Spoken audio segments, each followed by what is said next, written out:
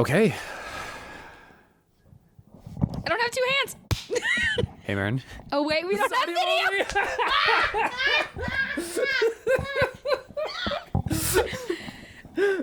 Hello, my name is Marin, and welcome to Sibling Scribbles.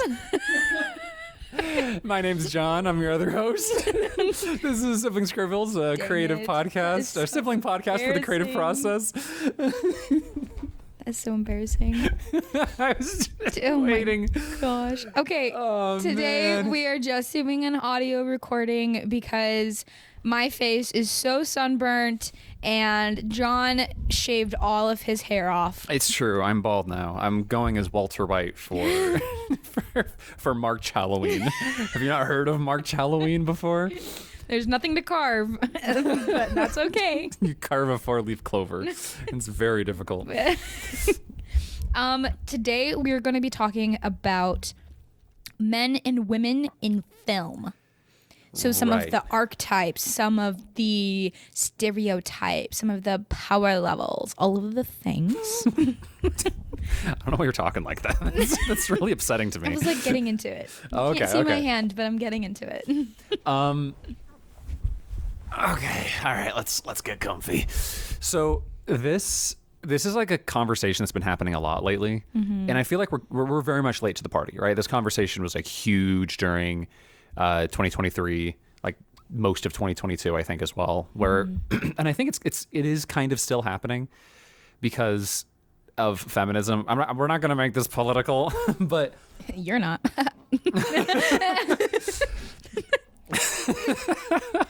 The issue is that there is really great representation of men and women in fiction, right? There's fantastic representation for men and women in fiction. And there's also really, really bad examples of masculinity and femininity in fiction as people attempt to kind of Make a dialogue off of that. Right. We are specifically talking about Barbie. We are specifically I just talking watched about it. It was so pink. It's very pink.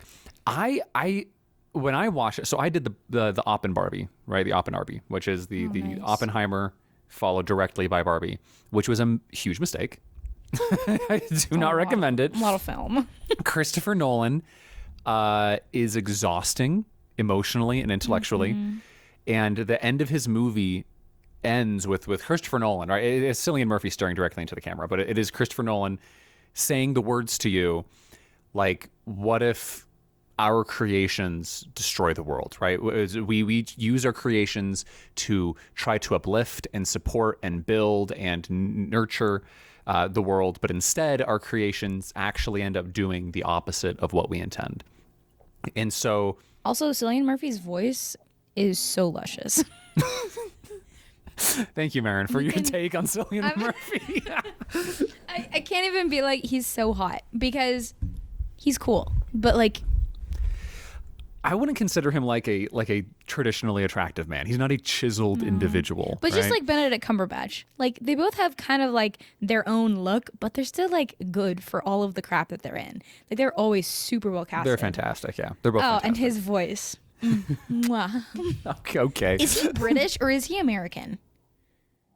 You know, I think so. He's not American. I don't Because know. I watched Oppenheimer right after we watched...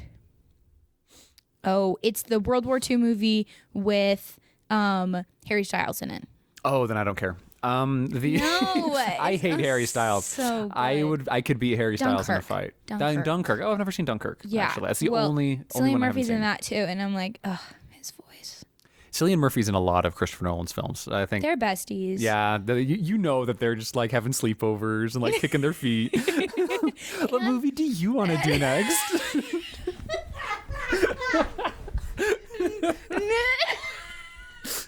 I was thinking about Oppenheimer. No way. I was thinking about Oppenheimer. What's the guy in Inception? And he's also in a bunch of Christopher Nolan Leonardo movies. DiCaprio? No. He's the guy who's like, you have to use your imagination, and he like pulls out the, oh my gosh, I know what you're talking about. bazooka. He is also in a ton of Christopher Nolan movies. He's Bane. He's Bane. Oh no, He has listening such a audience, I'm so face. sorry. We One are second. putting you through this. Tom Hardy.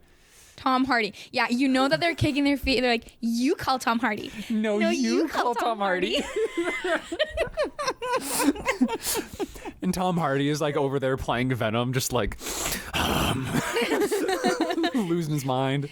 And then he like his phone rings and he's like, cut. Hi. Hi, Chris.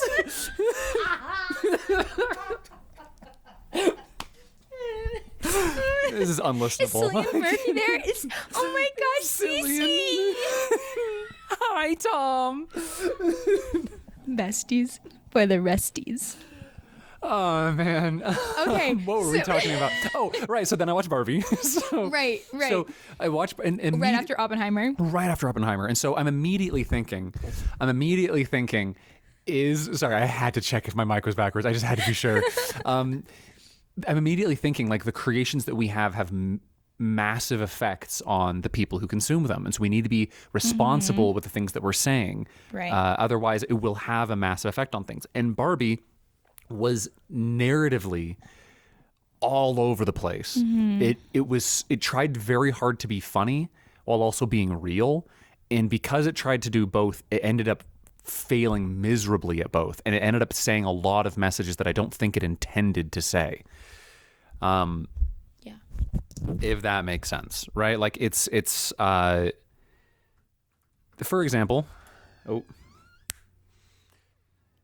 can go ahead. I snapped, so you can. What? I didn't know that was a rule. I would snap him out.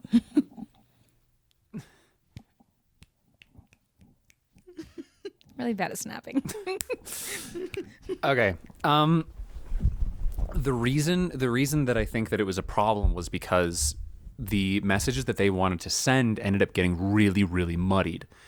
Because there was a lot of different female, male messages going on. Yes, so much so that there's actually a very large amount of people who think that Ken was actually the hero of the story, right? People who watch the Barbie movie and Ken, who in the movie, right? If you follow the movie, Ken is supposed to be the villain, right? Ken and Will Ferrell, kind of. But Oh, I didn't really see him as a villain. Will Ferrell? No. Like Will Ferrell's, he's obviously the bad guy because he's the man in his suit. Sure, yeah. He's the Right. The company man. Right, but I never saw Ken as a villain. Right, but Never. that's the point, right? That's my entire point, is that I was watching it coming out of Oppenheimer, so my mind was like going a million miles a second, and I was like, what is she trying to say about men? What is she trying to say about the patriarchy? What is she trying to say about women? And what is she trying to say about like all, I'm thinking of 100 different things. Right. But the truth is, like, Ken is like the most fun part of that movie, right? Ryan Gosling owns every single shot that he is in, not every scene, every shot that he is in. He dominates everybody else, which is hilarious. Which is not what the movie was supposed to be about. I don't know. That's the thing, because every time he was on screen, I was like, yes, yes, yes. My favorite line in the entire movie is, honestly, when I found out the patriarchy wasn't about horses, I kind of lost interest. Okay, it was so funny. Like, he was just a mad lad, you know? Yeah. There was nothing wrong. He was just like, I like this girl. She doesn't like me. And so he was like, I went to a world where men are respected. And then he tried and did that back in Barbie Land, right? Right. And honestly, the Barbies had it coming. No, they absolutely did. Okay, no, I want to counter that. What did the Barbies have coming? A revolution. Okay, but was it though? Because everyone was actually having a great time. I mean, yes, all right. The president was serving beers to guys playing volleyball. Yeah. But the way that they rationalized that is they said that they were brainwashed, which didn't make any sense. There was no. I didn't understand how that was possible. Were the Barbies brainwashing the Kens before? Is brainwashing just something that anybody can do?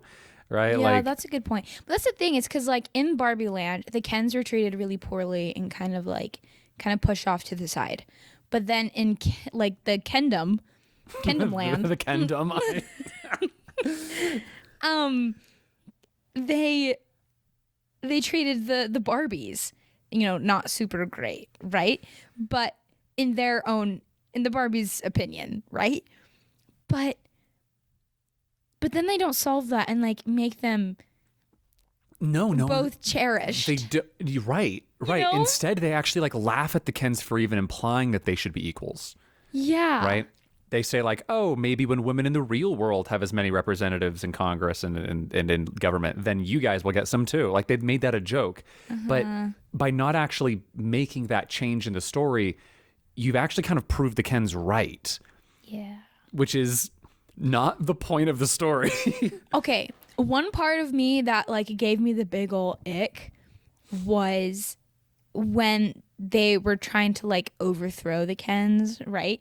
And so they were like sending the women in to do things to like make the Kens feel it's degrading. I was like, okay, but I'm married to a man and I'm obsessed with him and I love him so much. And do I do those things to like make him feel like his opinion matters? I mean, like, yeah, but it's not like he's so stupid for caring about sports and music and cars. Like, no, like his opinion matters a lot. Right. We care what, like you care what he has to say. You care what he likes. Yeah. And he loves sports. Thompson is like one of the most, like the only person I know who loves sports more than him is his younger brother. And like they compete for that love of sports. You know what? I can see that. I've only met that child 2 times. Grant? Yes. Oh my gosh. He's a mad lad. He's an absolute mad lad. But you wouldn't like pretend to like something of his for an afternoon so that you could get something out of him. No. That's friggin' gross and manipulative and weird. Yeah, I ask him tons of questions. I'm like, so how does this work? And how does this work? And he's like, well, let me explain this, baseball position to you. And I'm like, oh, okay. Like, do I super duper? I'm like, oh, this is something I'm really, really interested in. It's like, no, maybe not. But I'm like, I care that he cares. Right. By asking about those things, you actually kind of show him that you care and you show him that you love him. And I want to care about the things that he cares about, even if right now I don't. Right. So that part like really gave me the ick because I'm like, okay, but you're saying like, this is how we like control them. This is how we like get back at them by being fake for all these things. And I'm like, no, that's how you actually make like a good relationship. Like let him be the man. I mean, when you do it right, right? When you do it right. And instead, like they said like it was almost like they were making fun of healthy relationships, right? A little bit. Yeah. They're like, oh, I don't know how to use Photoshop. Like, how do I select the thing? And I'm like, okay. So you're trying to be like mansplaining, and that's like a bad thing, right? But like they're baiting the men into mansplaining, right? Like if you were actually frustrated with it, and then someone came over and was like, "Here, let me help you," you wouldn't be like, "Oh, what a mansplainer!" Right? I mean, you didn't Google it. That's your problem, girl. You have the tools necessary. I don't know. It's just like if you're gonna ask someone for help, you can't be upset when they help you. When they like give you instructions on how to do it. Right. There's this attitude of like I shouldn't have to ask you to do something good. Mm-hmm. Right? But then when you do ask, but then you never ask them, and then they do something good and it's a bad thing. Right. Like if I kind of get it because sometimes I'm like, oh, I'm just so frustrated. I can't get this thing right. And then like my husband swoops in and is like, here, let me help you. And I'm like, Open this jar of pickles. I'm like, no, I can do it. Like I can figure this out. And I'm like, yeah, I could, but he could just solve it right now and it would be over with. But like that's not the point, right? Yeah. Like I get that too. I absolutely get that. Haley is incredibly capable. She's a very, very capable woman. And it bothers me sometimes how capable she is. I'm just like, gosh dang, like you are very self-sufficient. Like me not being around actually gets things done. That's kind of that is such a mood for me too. It's being creatives. That's the problem. We're just no, I contribute. We do. We have ways that we contribute, right? We have contributions, but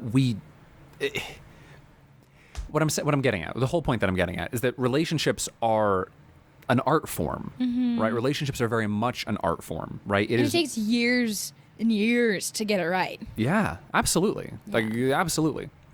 But it is something that you have to work at, and it's something that is different for every couple, right? Because it's not even like, oh, you're peanut butter, I'm chocolate, so we're going to mix this together, and peanut butter chocolate always works. It's like, no, you are a unique type of peanut butter, and they are a unique type of chocolate. And you have to figure out which peanut butter and which chocolate goes together. It is such a mess trying to figure out how to relationship, right, much less how to, like, make broad generalizations about relationships, right? It's not fair, it's not clever to say, like, oh, all men are like this. It's like, no, the heck they're not. Like Seth, right? Not. Our brother Seth is not like any Ken, right? Like Seth is, or like Alan, or like any like not a single man represented him. Yeah, yet he was lumped into that entire group. Right, and I would hate for women to be lumped into one large group as well. Like the Barbies kind of do, like despite everyone being like, I'm Beach Barbie, I am House Barbie, or whatever it is, by lumping, like they do all act the same. There's not actually a diversity of character among them. Yeah, they gave women all the diversity, and for the men there was like nearly zero. Well, I'm saying that. I mean, yes, you're right about that, but I'm saying like there is no while there is diversity among looks with the Barbies, they all think and act the same way. There's no actual like difference except for like weird Barbie, right? Weird, gross, disgusting Barbie. She reminded me of Pink. You know, the singer. Like the singer Pink. I actually thought it was Pink for a second. Who was playing her. I was like, yo, I love her music. That's great. And I'm like, oh, wait, no, it's not. Oh, that's not her. That's not her. Because she has like the same like low voice. And, that's true. Hair. Yes. I guess not weird. Pink's hair looks really nice, but weird Barbie's hair was also cut short. I wish I could rock Pink's hair. I cannot. Pink. But I do mean to kind of hit on that point, is that the movie kind of said, right, either implicitly or explicitly, that there are normal people, right, and then there are strange people. There are different people, right, and those are kind of your two options, right? You're either like very, very normal, or you're like a weird freak that everybody loves, right? Yeah. The movie was very inconsistent. We could talk the entire time about that, but I really do want to talk about men and women in fiction. Right. And that's kind of where I want to go with this. And I especially want to talk about men and women in fiction in Porco Rosso.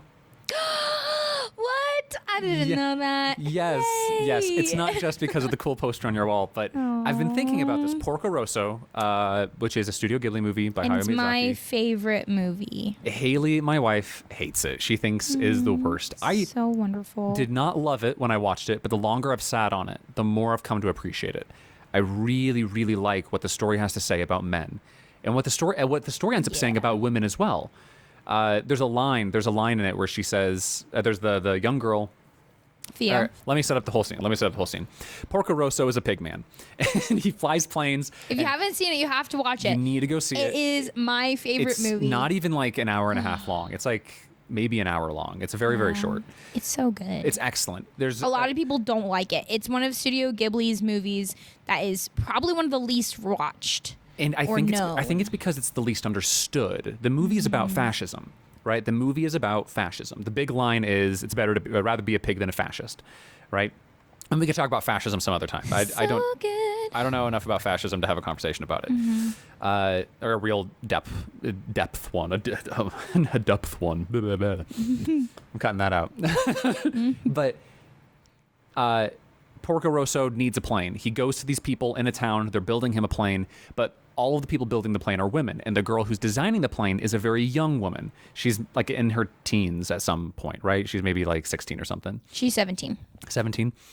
And she says, like, at one point she says to him, like, hey, do you like disrespect me? Like, you don't respect me. Is it because I'm a woman? And he's like, yeah, that's actually about right. And she goes, oh, okay. She's like, that's fair. That's fair. Yeah, she says that's fair. That's insane. But she's 17 years old, and so she's a young girl, and the person, like the people who usually work on his plane are like these adult men, but because all of the men are off to war, all of the women have to fill in so that their family business gets income. That's right.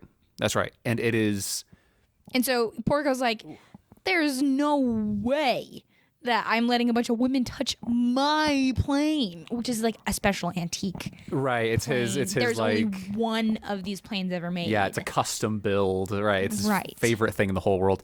But this girl says, oh, okay, that's fair. And then she proceeds to prove him wrong, right? But it's not this big feminist moment. And that's what I was expecting. I very much I've come to just been trained from movies to expect this girl to have this big, like, but I'm strong. I am a woman. I am strong.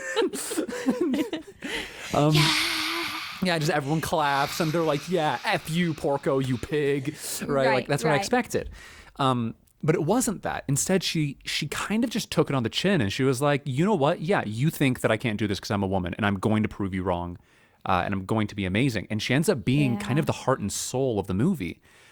And Theo doesn't have to be like, you know, women aren't valued enough in this society. And like the women who work on the plane aren't like, Porco, like, we're going to show you, like, a woman can work just as hard as a man. Like, no, they all walk in. It doesn't happen. And the women end up proving themselves far more. While still being women. Right. Like being, right. They're being feminine. And we see later, we see the contrast of that. We see a large group of men flying in on their planes for a big fist fight. Yeah. And it is the silliest, and it's a silly moment. In fact, it is kind of critiquing a machismo masculinity. Right, this is a moment that should be like, men are so dumb, right? The love interest, she flies in on her plane. Gina. Right? Gina shows up on her plane, and she's like, "You silly men, there's a war happening." And she's like, okay, the fascists are coming to arrest you all. You guys should all come to my bar. Drinks on me. And everyone's like, yeah, Gina. It's a great movie. Love the movie, but it says a lot about, like, it condemns machismo masculinity. It's like, this is very silly, right? But but they're fighting for Theo's honor. Right. They're fighting about honor. And so, like, while their machismo is silly, the reason that they're doing it is not, like, downplayed or degraded. They are saying, like, what these men are doing might look very silly, but the reason they're doing it is good. Right? And so you have to kind of respect it a little bit. Yeah. Because there's not a lot of, in the real world, at least nowadays especially, there's not a lot of moments where men get to defend a woman. Like, they get to say, I'm going to put my life basically on the line to, or you know, at least a few bruises on my face on the line to defend you and say, you know, like, hey, don't treat my woman like that, which is very attractive. And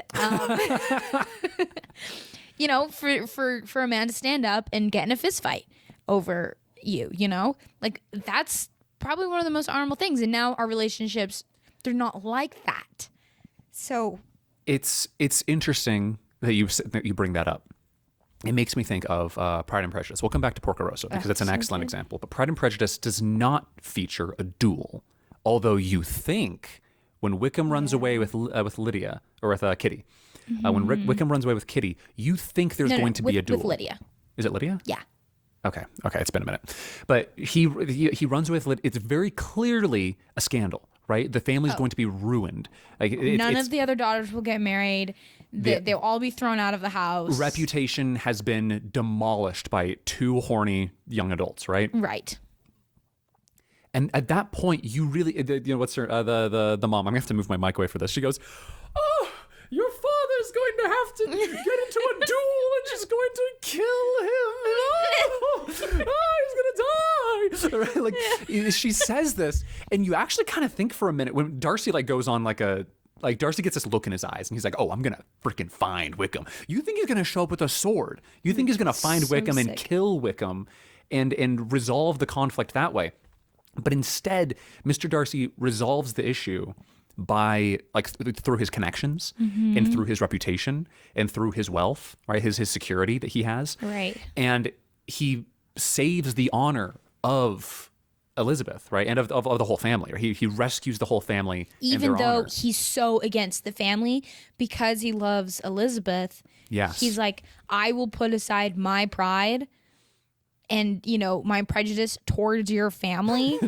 That's the name of the movie.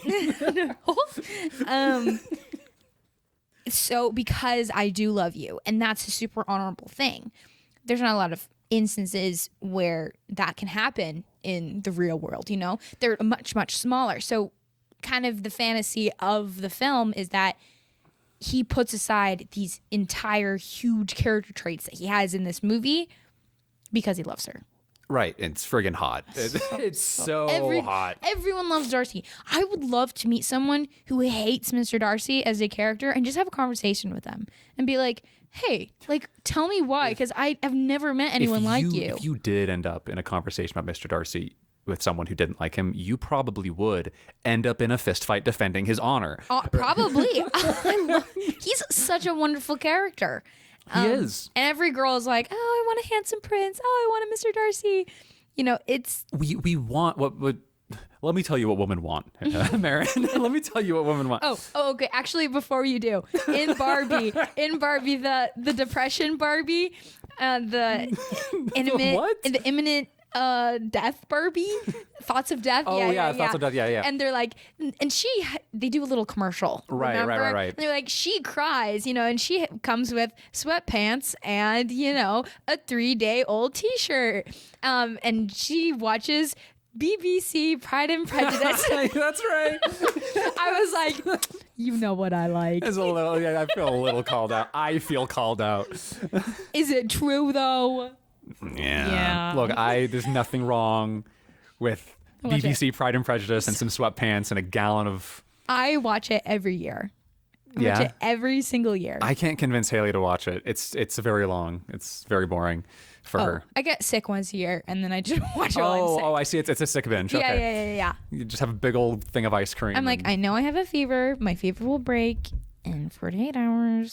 So I have 48 hours to watch Pride and Prejudice. Mr. Darcy and Porco Rosso are dangerous individuals, but they're not. But they're honorable men, right? That's kind of the trick, right? Is that both of them can defend someone's honor, but they only choose but instead of defending their own pride, right? Instead of just lashing out and hitting anybody who's close enough to hurt their feelings, instead they are reserved and they wait to defend someone's honor, and that's a good point. That is a very good way to portray masculinity. We see that with Aragorn. I was about to say yes, Aragorn. Shout out to Pilgrim's Pass, my favorite YouTuber. So good. But he did this video on how Aragorn is the perfect example of masculinity. Aragorn does not once stand up to defend the honor of a woman, but he lets a woman down very, very nicely. No, but he does it so nicely. But I saw this other thing. They're like, if Aragorn looked at me like this, I don't think that I would have, quit as fast. And it's like all these screenshots of like Aragorn like doing the little... It's the dreamy look. Yeah. We all know the look. Aragorn's my favorite. Aragorn's my absolute favorite. Because he's an excellent example of masculinity. He is a hero king, right? Yeah. And it's a very old concept, the hero king, and it's one that we've very much moved away from culturally, but it is one that we still find very attractive. It's still one that I think we see in Porco and we see in Mr. Darcy, and it's one that you're right, we don't have a lot of opportunities to show anymore. I think that things with the internet and laws and guns make it a lot harder for a fist fight to break out over someone's honor, right? So being someone of honor is something that is proven nowadays, at least in real life, over a lot of little actions. Yeah. So it's like when I was talking to Isaac recently, we were just talking about relationships and stuff, and it came up where I was like, a lot of men are like, oh, I would do anything for a girlfriend. Like, I only have these 3 things that I want in a girlfriend. Like, and that's it. And I'm like, you say that. The list. But, because, like, I want them to be, politically aligned with me. I want them to be the same religion, and I want them to be a female, right? And harder than you might expect. Right. But I'm like, you say that. But what you don't realize is that there's so many little tiny sacrifices that you have to make to your own things. Like, you are really good at getting gifts, but she doesn't like gifts. Like, she only wants, verbal affection. Right. Or it's like, she really doesn't like this. And so, but that's one of your favorite things. So you have to figure out, well, okay, well, I guess I don't talk about that as much anymore. Or that's very much with Haley and I. Her love language is physical touch. She likes being snuggled. She likes an arm around her shoulder. She likes it when I just rub her back or just hold her hand. It's right. But I'm not like that. I don't love being hugged. I've learned to be okay with it with Haley, but it's not something that came naturally to me. It wasn't something that I just understood. Haley needs to feel an expression of love right now. I am going to go give her a hug. I'm going to go give her a kiss on the forehead, right? Like, those things that did not come naturally to me. I was learning a new language, right? A new love language. Right. And you're right. Like, relationships are it's an exercise in communication. It's an exercise in cross-cultural communication. Yeah, you come from different family cultures and you expect certain things and you want certain things, but you both have to. I'm not saying like just the man has to sacrifice. Like, women have a lot of sacrifice that they have to do too to make the husband feel loved. But I'm just like, yeah, those big duels, like we're saying, those don't get to happen. It's all of these individual line upon line, precept upon precept kind of moments. That's right. And which is kind of a bummer. But but it's more sustainable through the eternities. Yes, it is. There are still grand romantic gestures that you can do. But the truth is, you're right, it is far more sustainable. Relationships are not they're not an episode. They are a life. And we believe to be eternity, right? We believe that we are establishing a foundation of forever. Forever and ever. I can't even wrap my mind around. I cannot fathom. It's without fathom. Unfathomable. Without fathom. Whoa.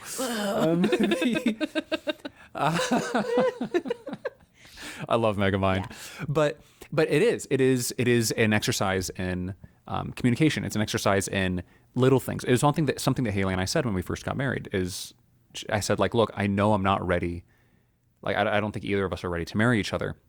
Like, we both have a lot of growing up to do. And Haley said, right, but I want to do that growing up with you. Dow. And it still melts my heart here thinking of her saying that, because that's what a relationship is. It's saying, like, it will never be ready. I'm doing little air quotes, ready. Did you hear them?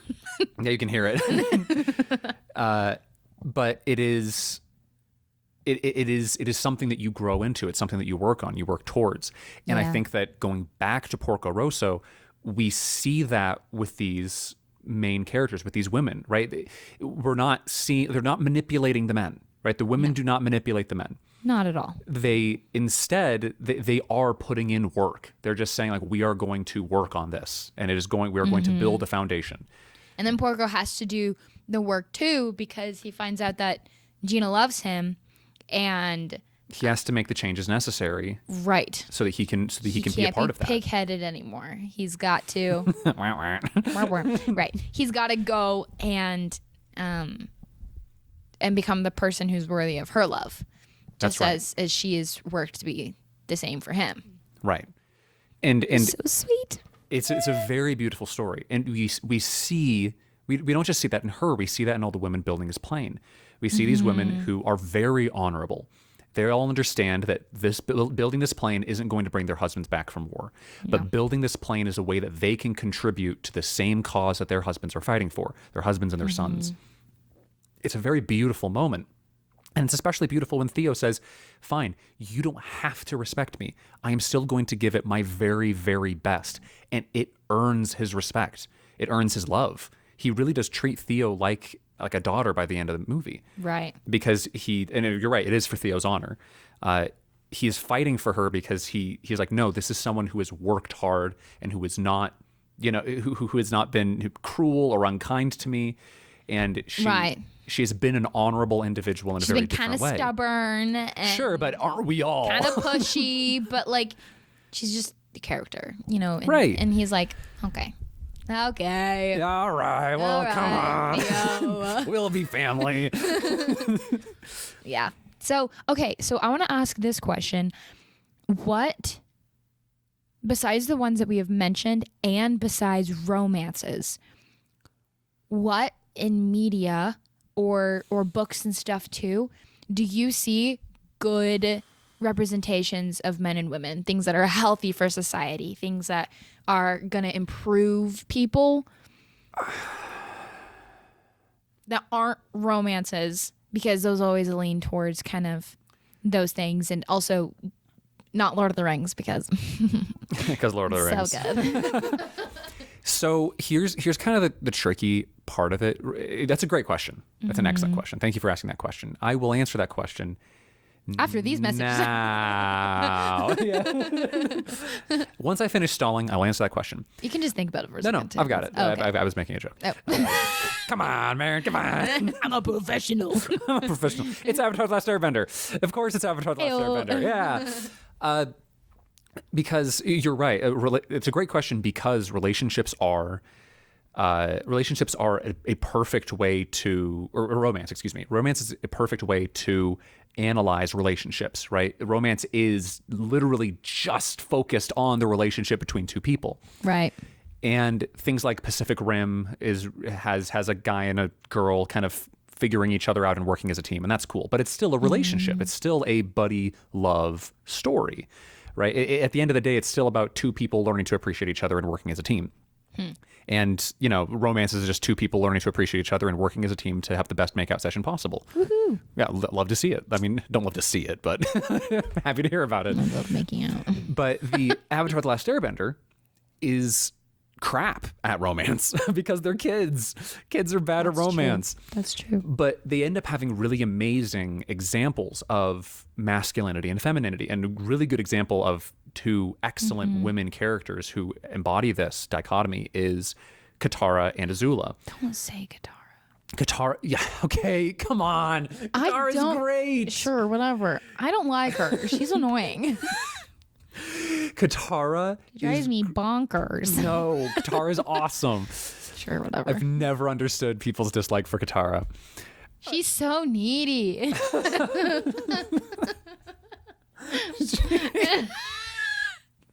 All right, I get it out. Get out of your system. Okay. So people are like, I like Katara. And I'm like, sure, whatever.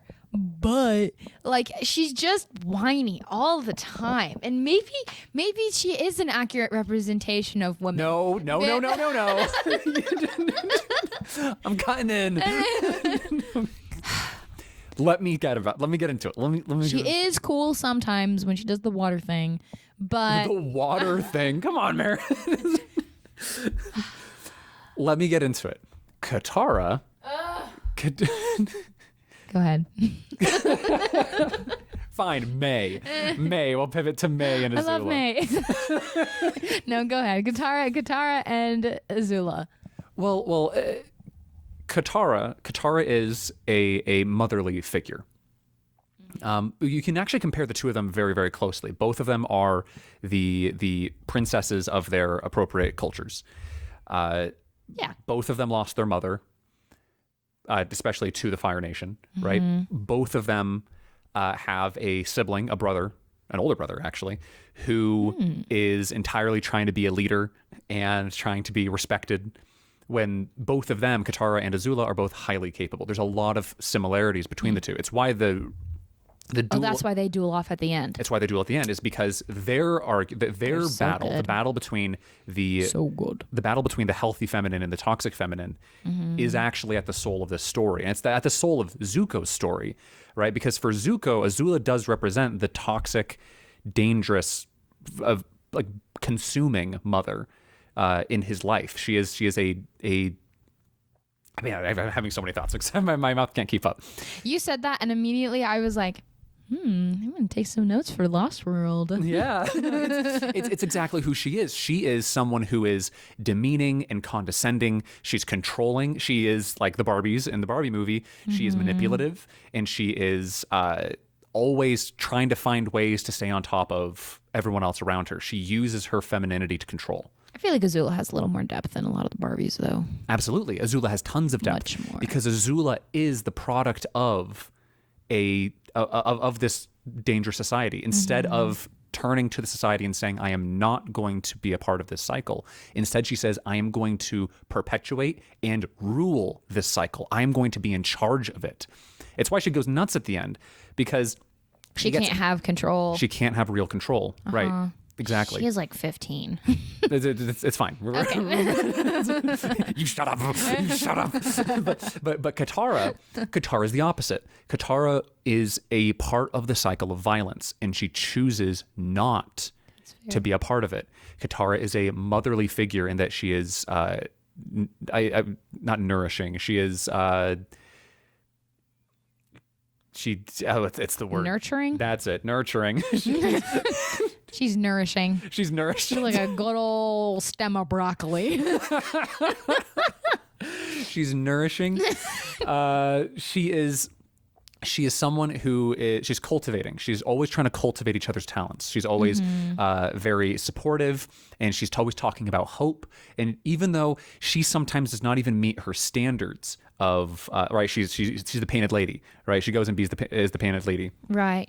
She is, at the end of the day, someone who has these very, very high standards for society and for herself, and she tries to move everyone in that positive direction. It's why the Southern Raiders episode is so powerful, because when she goes to kill the man with Zuko, and Zuko takes her to the man who killed her mother, and she is about to kill him with 1,000 icicle spikes, which is just the coolest moment in the whole story. The reason that moment hits so hard is because her forgiveness of him, maybe not like full forgiveness, but her mercy towards him is proof that she is not going to be a part of the cycle of violence and a part of the danger of wars and of culture, and she is instead going to transcend those things. So we have a very positive feminine figure and a very toxic feminine figure in this story.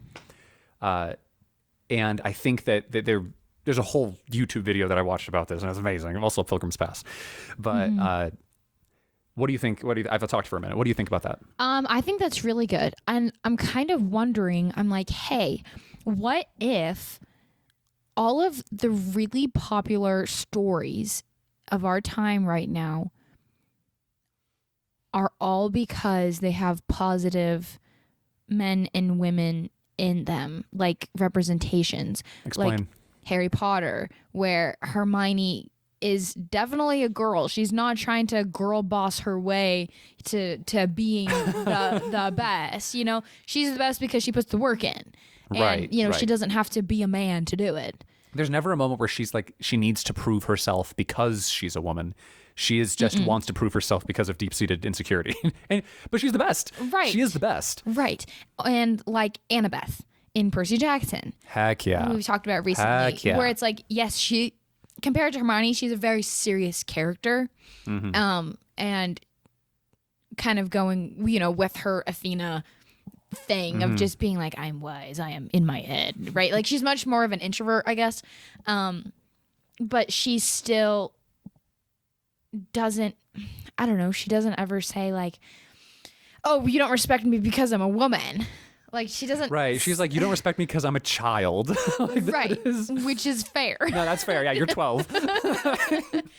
But she's extremely capable too, and she puts the hard work in.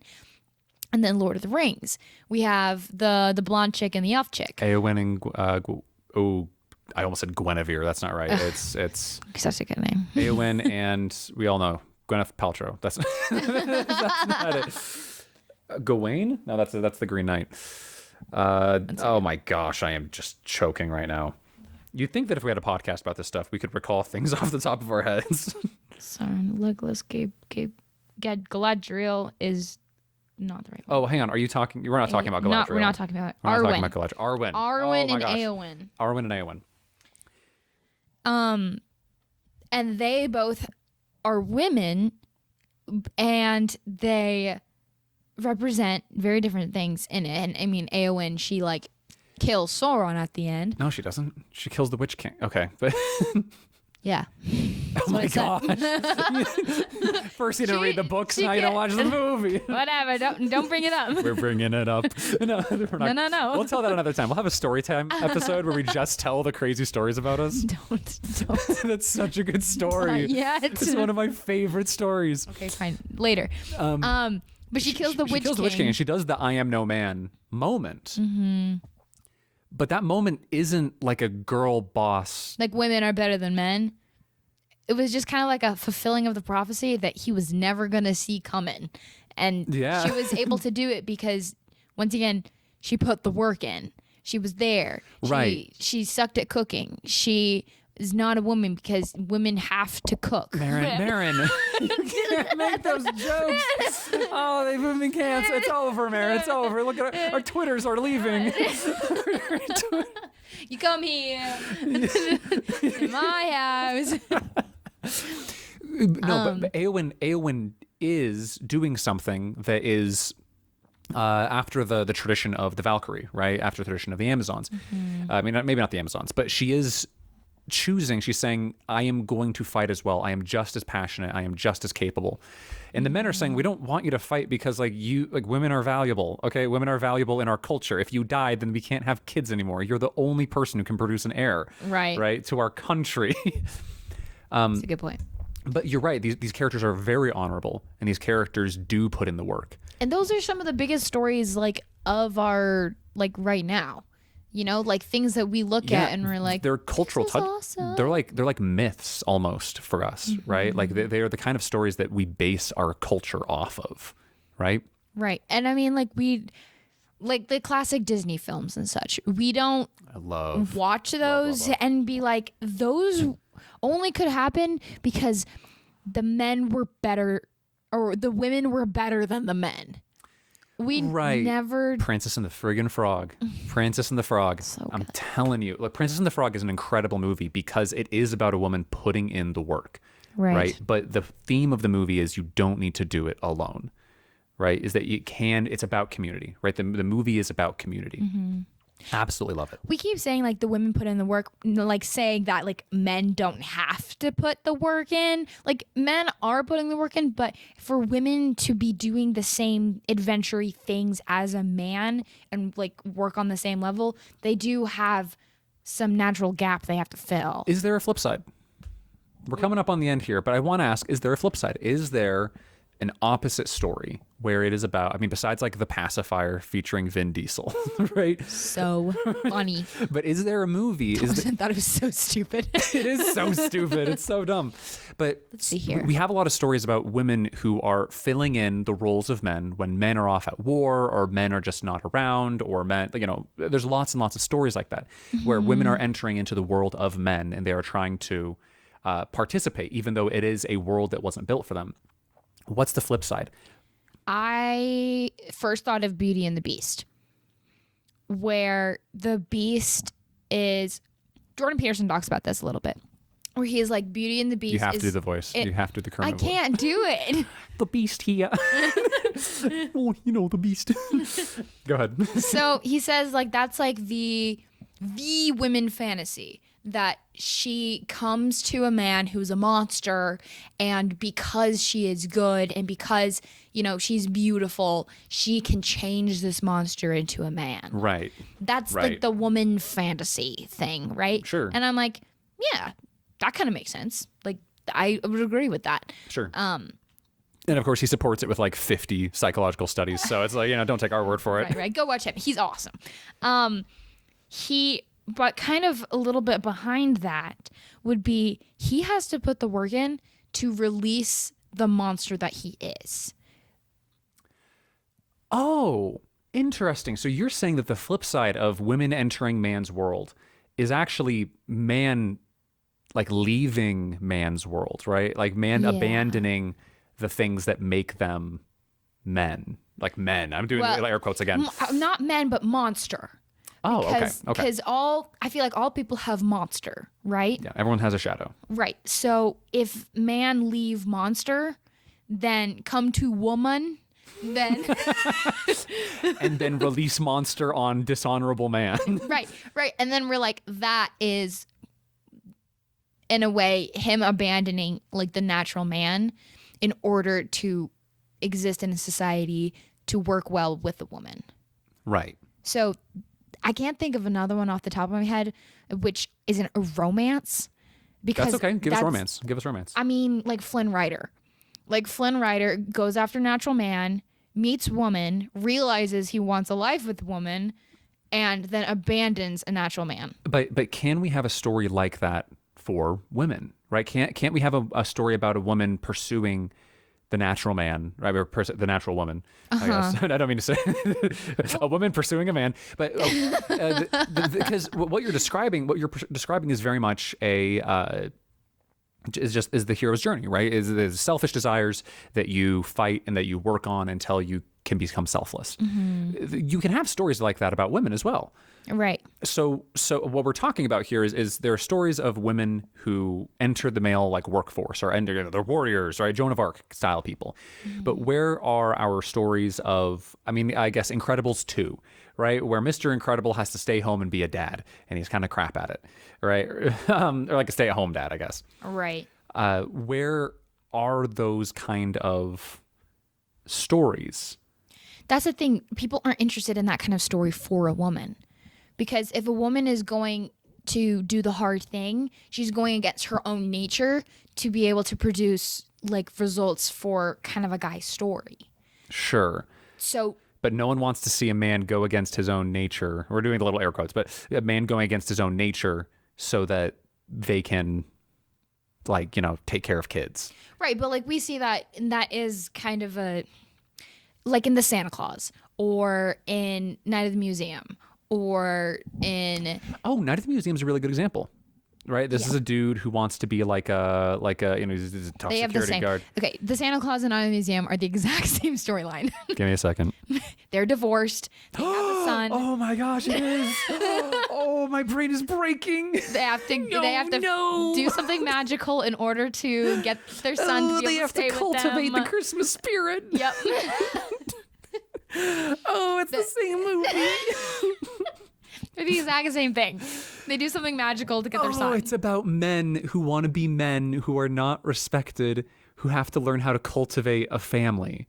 It's not about the North Pole. It's not about Christmas. It's not about a museum. It's not about Hubba Bubba Bubblegum guy, right?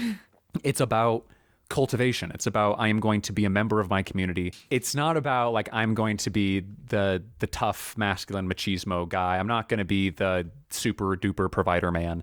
I am going to be the head of a community, and I am going to put aside my needs so that I can cultivate the joy and kind of well-being of the people around me. Right, but once again, that's the man's story. We don't see that from a woman's perspective. Like, we don't see the story of a woman besides like maybe Hallmark movies where she's like, she's a tough woman executive in New York. But that's the same woman, right? That's the same character. She's a character who wants to be the machismo, I'm super awesome character. And then she meets Sawdust Man in Sawdust Man in Christmas Tree Village, and he crawls out of the dirt, just like, hey, come here, we're gonna have Christmas. And they go ice skating, and then she learns the meaning of Christmas, right? She learns the importance of being like the head of a community. Right. This is Danya's. Have we told them about that? We haven't said this on mic before. Okay. We have. We the only thing that we've said about it was last week. We talked about how Danya's is a story that we don't even want to talk about on the podcast because it's so good that we don't want to lose it to anyone.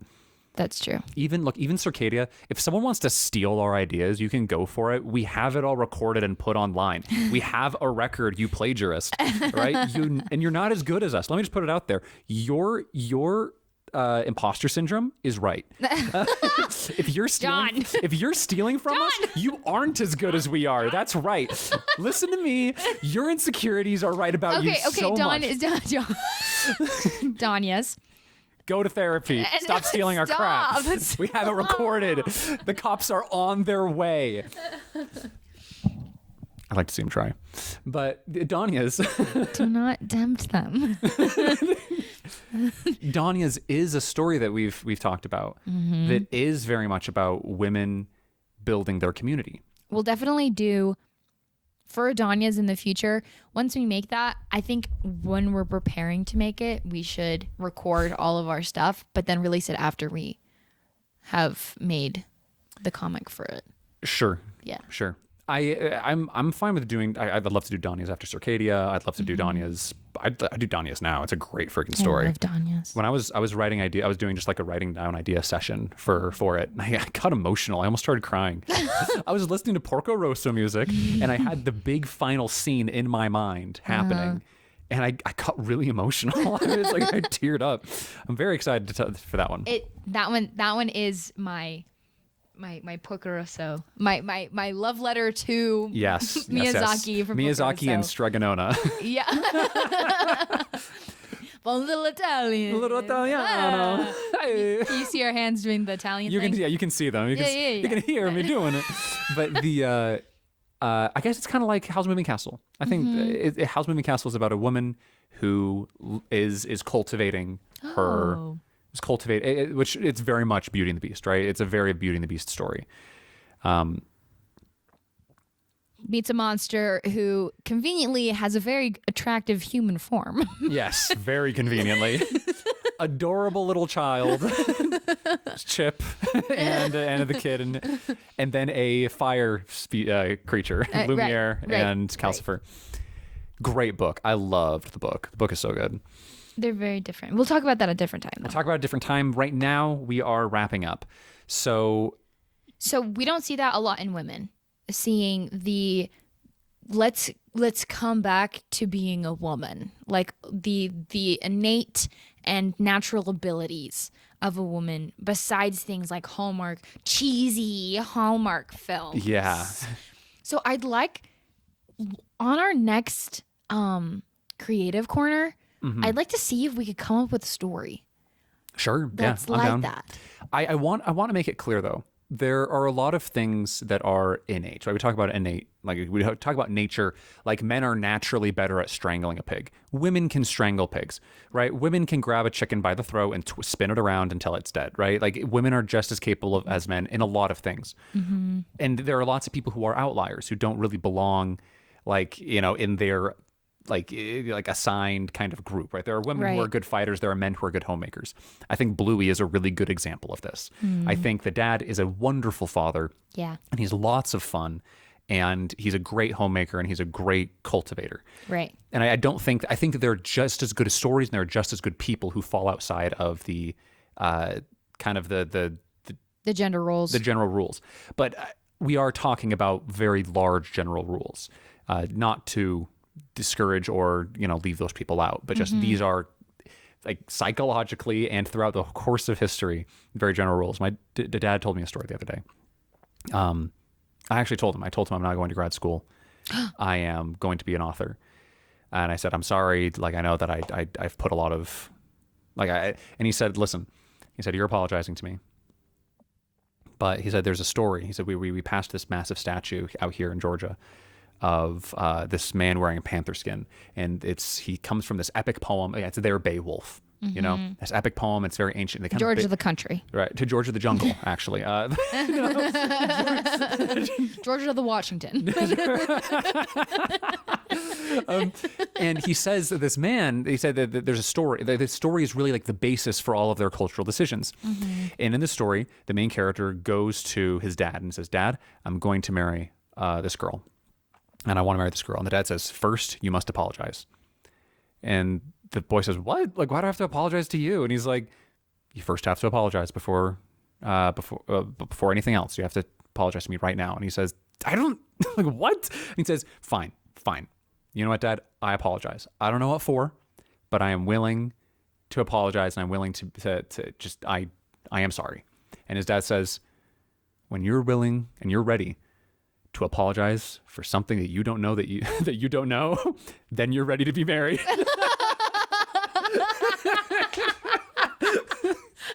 1,000-year-old poem. Human nature has never changed. Oh my god. Human nature has never changed. Something that you don't know what you're apologizing for, you're ready to be married. And Dad said, like he said, look, you're willing to apologize to me. You're willing to come to me and tell me this. You're ready to be an author. Like you're ready to, you have the guts to actually go out and do this. And I was like, dang, Dad, nice. like Thanks, Dad. I got emotional. I got emotional. I was eating like a hot dog at the time. And I was just like on the phone with Dad eating a hot dog, like, thanks, Dad. Ow. That was really nice of you. That's really funny. That's, I mean, very sweet. Because it was very similar when I told Dad I wanted to pursue art, not through college. Yeah. And I told him, and he's like, that's good. And I just started crying. I'm like, no! He's like, I'm so proud of you. I'm like, thank you, Dad. this poor man, the very emotional child. Yeah, we're like the two most emotional kids in the family. I know, We get so fired up so easy. So embarrassing. It's really embarrassing. He's like, I'm proud of you, and I still love you. And I'm like, duh. I love you too. Okay, so we have learned a lot today. Yeah, we talked about all kinds of things. We talked about how stories are. We've talked about all kinds of things. The hard cut. We've talked about how men and women are kind of this eternal dance with one another to create a beautiful society and to create beautiful each other. That Barbie didn't represent in a super great way, but that's why it will not be a founding myth. No, it was a fun movie, but it'll be gone in 10 to 15 years, right? We'll never remember it, but we'll remember Dune and Star Wars and Lord of the Rings and Avatar and Mr. Darcy and Pride and Prejudice. And we will always look up to those characters, and people might say, like, I don't know why, but it's because we see ourselves in these characters, and we want to see we want to be our own lives and everyone else. We want to be the most honorable version of ourselves, right? And we want to cultivate that in one another through however we do it. You can find Sibling Scribbles on YouTube and Spotify, and you can find our webcomic, Shepherd Called Bales, at shepherdcalledbales.com. And you can find my D&D writing on DriveThruRPG. And you can find us. You can find me at Trader Joe's. You could. It's a possibility. You might. Like, actually. That's where I'm going after this. You can find me in the sewers outside of your house. I am watching you. Thanks so much for listening, and we hope you have a wonderful day. Bye.